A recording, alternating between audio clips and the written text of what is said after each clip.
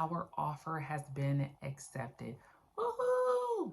All right, so here's what happens next when our offer is accepted. So of course, seller says, hey, I want to accept your offer. They send over contract, we sign and agree to accept the terms that the seller has sent us over. Now, let me back up just slightly.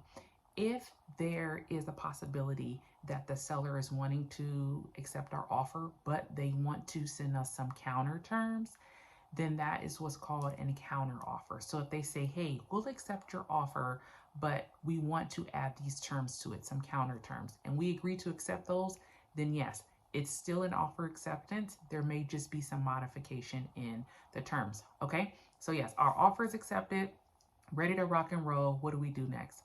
Well, up next comes a home inspection. And so usually I schedule the home inspection. I have a few different home inspection companies that I worked with. I usually give you a call and say, hey, what days and times work best for you if you want to be present at the home inspection. And so I schedule the home inspection.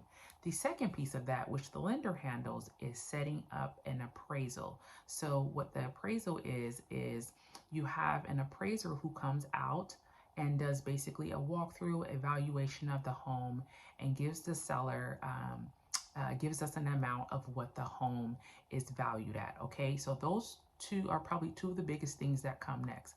An inspection that we order and pay for on the buyer side. So you as the buyer pay for your home inspection, right? You're basically saying, hey, before I move into this purchase, I want to make sure that I am okay with the condition of the home, okay? And then on the other side, the lender is saying, hey, well, let's take a look at the value to make sure that as the lender, we are okay with lending you this amount for this home, okay? All right, so on the next one, I'm going to talk about kind of what to look for in the inspection and how that process works, okay?